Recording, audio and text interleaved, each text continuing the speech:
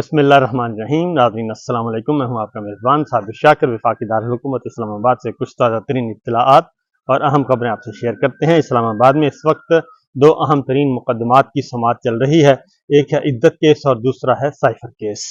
دونوں case important ہیں اور دونوں امپورٹنٹ کیس جو ہیں آج کنکلوژن کی طرف جا رہے ہیں۔ زیادہ تر چانس یہی ہے کہ آج دونوں مقدمات جو ہیں وہ کنکلوڈ ہو جائیں گے، اگر کسی قسم کی کوئی انٹرفیئرنس، سنجیدہ نوعیت کی انٹرفیئرنس نہ ہوئی تو، کیونکہ کوشش یہی کی جا رہی ہے کہ ان مقدمات کو طول دیا جائے، اور طول دینے کے طریقے اور حربے جو ہیں وہ بڑے خالصتاً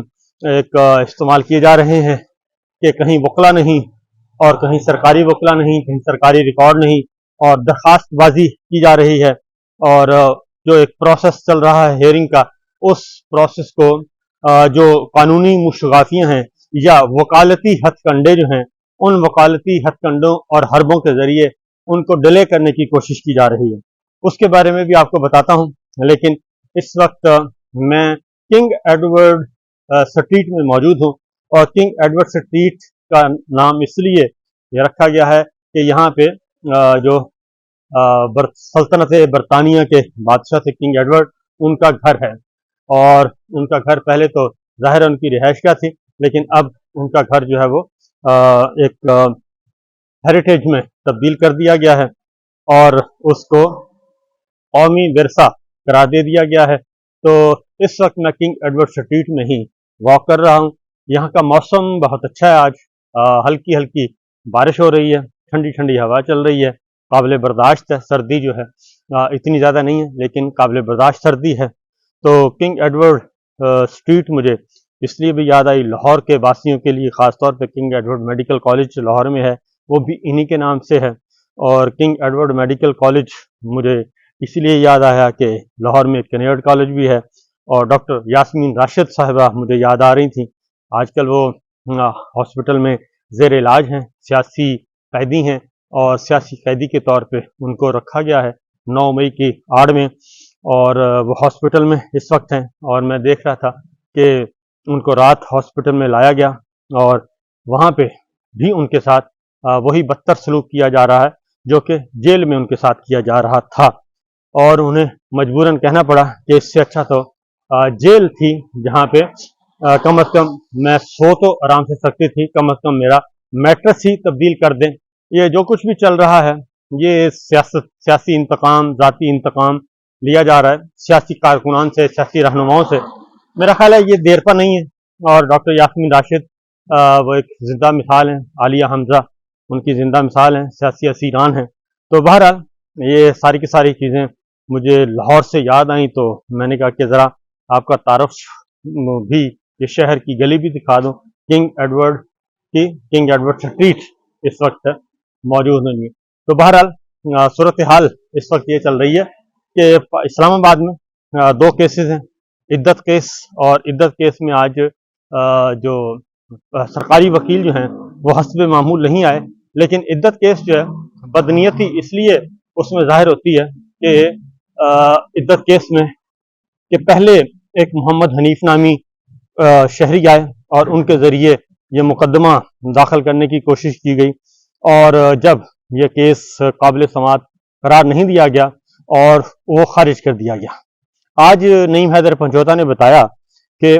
یہ جو عدت کیس ہے، یہ بدنیتی اس میں اس لیے بھی ظاہر ہوتی ہے کہ جو پہلے درخواست خارج ہوئی، جو ایک اجنبی کی طرف سے آئی، اس میں بھی وکیل وہی تھے جو کہ اس وقت خاور مانیکا کے وکیل ہیں۔ خاور مانیکا کو پہلے گرفتار کیا گیا، جیل میں رکھا گیا، اور اس کے بعد پھر وہاں سے ان کو برائب کیا گیا، کلٹیویٹ کیا گیا، دھمکایا گیا، کیا کیا گیا یہ وہی بتا سکتے ہیں۔ لیکن اس کے بعد پھر وہ آئے اور انہوں نے یہ کیس فائل کیا، اور یہ کیس فائل ہونے کے بعد پھر اس کو ٹیک اپ کر لیا گیا۔ بہرحال معاملہ یہ ہے کہ یہ کیس اب اپنے اختتام کو پہنچنے والا ہے، اور اپنی موت آپ مرنے والا ہے، اور علماء کرام جو ہیں وہ بھی، انہوں نے بھی 3 علماء کرام کو کل میں سن رہا تھا، اور خود بھی میں نے پہلے بھی خود بھی پڑھی ہے یہ تاریخ اور تھوڑی سی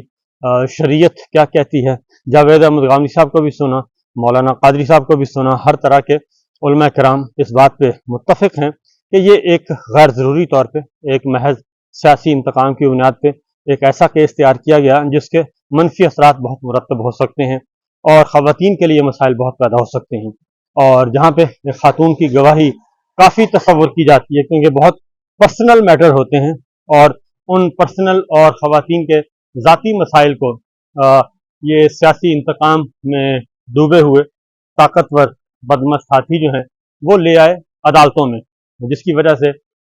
ये मामला तब ख़राब हो गए हैं। और अब ये डिमांड की जा रही है कि इस केस को जल्द अज जल्द ख़त्म किया जाए, और क्योंकि इससे मसाइल ही मसाइल हैं। और अच्छी खासी पढ़ी लिखी ख़वातीन ने भी इस केस को यही समझा कि ये सियासी इंतकाम का निशाना है। दूसरी जानिब केस है जी आज साइफर का, और साइफर में भी कल उसका तकरीबन केस वो ख़त्म हो चुका है और तमाम आर्गूमेंट सुनने के बाद इस नतीजे पे पहुंचना कोई मुश्किल काम नहीं है कि उस केस में भी अब जान नहीं है और उसको भी अब कानूनी मुशगाफियाँ बल्कि वकालती हथकंडे जो हैं, वकालती हथकंडों के जरिए उनको लिंगर ऑन किया जा रहा है। और कल एक एप्लीकेशन दी गई, उस एप्लीकेशन को बज़ाहिर ऐसे लगता है कि ऑनरेबल कोर्ट जो है चीफ जस्टिस आमिर फारूक साहब और जस्टिस मियां गुल हसन औरंगजेब साहब उसको एंटरटेन करने के मूड में नहीं है उस गैर ज़रूरी एप्लीकेशन को, कि हम एक नई गवाही लाना चाहते हैं और डोनाल्ड लू को लाना चाहते हैं, डोनाल्ड लू की गवाही को, बयान को गवाही के तौर पर पेश करना चाहते हैं। वो एक लेंथी प्रोसेस है और इसका कोई है भी नहीं, कोई उसका नतीजा कोई नहीं निकलेगा। इस वक्त ही मैं ये मेरे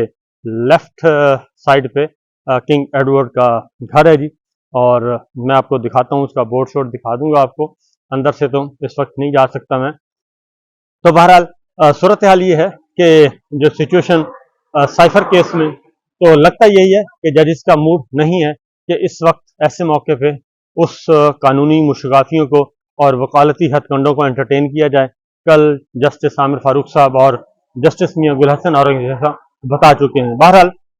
डिपेंड करता है सिचुएशन पे, क्योंकि इस वक्त जो सिचुएशन चल रही है 6 जजेस के खत के बाद, और जिस अंदाज से अदलिया जो है वो एक रेजिस्ट कर रही है और अपनी खोई हुई साख और खोया हुआ मकाम जो है वो वापस लेने की कोशिश कर रही है, क्योंकि अदलिया ही एक वाहिद सहारा होता है। और ऐसे वक्त में जब मार्शल लॉ भी नहीं है मुल्क में और मार्शल लॉ गैर एलानिया मार्शल लॉ लगाने की कोशिश की जा रही है, डबल हाइब्रिड सिस्टम इस वक्त मौजूद है, तो ऐसे में अदलिया के जो खास तौर पे गैर रवायती जजेस थे, नौजवान जजेस, गैर रवायती जजेस, वो आए हैं और उन्होंने पहला ये पत्थर फेंका और उस पत्थर को उस मज़ाहमत को पजीराई मिली, और पजीराई मिलने के बाद अब सिचुएशन ये है कि वो मामला काफ़ी तनावर दरख्त बनता जा रहा है अदालती मज़ाहमत का, और आहिस्ता आहिस्ता उसमें अब तमाम हाई कोर्ट्स शरीक हो चुकी हैं और उस तनावर दरख्त को दबाने की कोशिश की जा रही है। और उसके लिए अब कुछ अपने जो प्रॉक्सीज हैं, माउथ पीस हैं, जो पार्लिमान के अंदर और पार्लिमान के बाहर, उन माउथ पीस को, उन प्रॉक्सीज को मैदान में उतारा गया है। और जब उनको कहा जाता है कि आप प्रॉक्सीज हैं, तो वो इस पर भी नाराज होते हैं और उस पर फिर मजीद रिएक्ट करते हैं। लेकिन अच्छी बात यह है कि इस वक्त कुछ आवाज़ें जो कि मार खा चुके हैं इस्टेब्लिशमेंट का, जो सियासतदान भुगत चुके हैं इस्टेब्लिशमेंट की कारस्तानियों को, उनके जुल्म सितम को, तो वो अब नहीं उस तरीके से आ रहे, उनको फेवर नहीं कर रहे। खास तौर पे हमने देखा है कि रऊफ हसन साहब के मामले में जो उनका गला काटने की कोशिश की गई और अल्लाह ताला ने उनको बचाया, उस मामले में मैंने देखा कि बहुत ज़्यादा जो है सियासी शोबे में, सियासी मैदान में पार्लियामेंटेरियंस ने रऊफ हसन साहब की इस गले काटने के अमल को कोई शादियाने नहीं बजाए, बल्कि उसकी मज़म्मत की है और उसकी न सिर्फ उसको मज़म्मत की बल्कि उसको बुरा भला कहा। और बहुत ज़्यादा मीडिया में भी हमने देखा कि बहुत कम वो जो माउथ पीस थे, चंद एक वो माउथ पीस ने भी कुछ जो प्रॉक्सीज थी उछल कूदने की कोशिश की, लेकिन उनको भी पजीराई नहीं मिली। और जब सोशल मीडिया पे देखा गया कि नहीं, ये मामला अब बहुत हद तक आगे चला गया है, लिहाजा वो आवाज़ें भी खामोश हो गई। और ख़ास तौर पे कल राना सनाउल्लाह साहब ने ایک بات کہی. انہوں نے کہا کہ حامد میر صاحب کے پروگرام میں انہوں نے کہا کہ دیکھیں بات یہ ہے کہ اگر معاملہ خواجہ سراؤں اور خسرو تک آ گیا ہے تو اس سے بہتر ہے کہ پھر آپ صلح کر لیں. اور اب یہی ایک راستہ ہے کہ آپ نے ہر حربہ استعمال کر کے دیکھ لیا, جیلیں بھری پڑی ہیں اور رپورٹ بھی نہیں ہو رہا, سیاسی قیدی بیچارے پھر رہے ہیں اور سزا بھگت رہے ہیں, مار کھا رہے ہیں, سب کچھ ہو رہا ہے. پچھلے 2 سالوں میں بہت کچھ ہو گیا, بہت زیادہ ظلم ہو گیا. اب اگر معاملات یہاں تک پہنچ چکے ہیں کہ رؤف حسن صاحب جیسے ایک پڑھے لکھے انسان کو ابھی گلا کاٹنے کی ضرورت پڑ گئی, اور پھر اس کے لیے بھی خسروں کا سہارا لینا پڑا, خواجہ سراؤں کے روپ میں ان کو بھیجنا پڑا, ان پہ حملہ کروانا پڑا. تو آئی تھنک یہ ایک تو یہ ضرور کہوں گا کہ جن لوگوں نے بھی کیا یا کروایا ان کو ضرور سزا ملنی چاہیے. اور میرا خیال ہے کہ جو ایک ادارہ جاتی اکاؤنٹیبلٹی ہے اس کو بھی لانا چاہیے سامنے, اور اس کا یہ جب تک احتساب نہیں ہوگا اس طرح سے کوئی فائدہ کوئی نہیں ہے, کیونکہ اس سے کسی کی نہ ادارے کی نیک نامی ہو رہی ہے نہ کسی اتھارٹی کی نیک نامی ہو رہی ہے, بلکہ اب یہ برسر عام کہا جا رہا ہے کہ یہ درست نہیں ہے. اور اگر آپ کے پاس فورم موجود ہیں, آپ کے پاس بھی موجود ہیں, اور آپ کو دلیل سے بات کرنی چاہیے اور کاؤنٹر نیریٹو آپ کا ہے تو آنا چاہیے, ان کو لائیں, کیونکہ اس وقت مور دین 100% میڈیا آپ کے کنٹرول میں ہے اور تمام کے تمام کانٹینٹ آپ کا چل رہا ہے, اور سرکاری کانٹینٹ چل رہا ہے, سرکاری سچ سرکاری جھوٹ مکمل طور پہ کنٹرول ہے. اور ایسے میں اگر چند آوازیں جو آپ کو کہہ رہی ہیں, آپ کو غلط کہہ رہی ہیں اور آپ کو درست کرنے کی کوشش کر رہی ہیں, جو کہ اپوزیشن کی آوازیں ہیں, اور ان آوازوں کو سننا چاہیے اور ان آوازوں کو کاؤنٹر کرنا چاہیے اسی طریقے سے. تو اس وقت جی میں کنگ ایڈورڈ کے گھر کے پاس پہنچ چکا ہوں, اور یہ رائٹ سائڈ پہ کنگ ایڈورڈ کا گھر ہے, اور یہاں پہ جو ہیں بادشاہ سلامت موجود ہوتے تھے. یہ میں آپ کو دکھا بھی دیتا ہوں کہ یہ ہے جناب کنگ ایڈورڈ کا گھر, یہاں پہ میں موجود ہوں, اور دیکھتے ہیں یہیں پہ ہم اپنی گفتگو کا اختتام کرتے ہیں اور انتظار کرتے ہیں کہ آج کیا فیصلہ آتا ہے اور آنریبل ججز کیا فیصلہ کرتے ہیں عدت کیس میں اور سائفر کیس میں. تو یہ سلطنت برطانیہ کے کنگ ایڈورڈ کا گھر ہے, اور دیکھتے جائیے آگے آگے ہوتا ہے کیا. ہمیں ان ترقی یافتہ ممالک سے سیکھنا چاہیے, ان قوموں سے سیکھنا چاہیے کہ یہاں پہ بہت اچھی سی چیزیں ہیں. تو میں کچھ دن کے لیے یہاں آیا تھا, اور اب میں انشاءاللہ واپس جاؤں گا اپنے مستقل ٹھکانے پر, اور دیکھتے ہیں اگلی ملاقات پھر کہیں اور ہوگی. اجازت دیجیے, اللہ حافظ.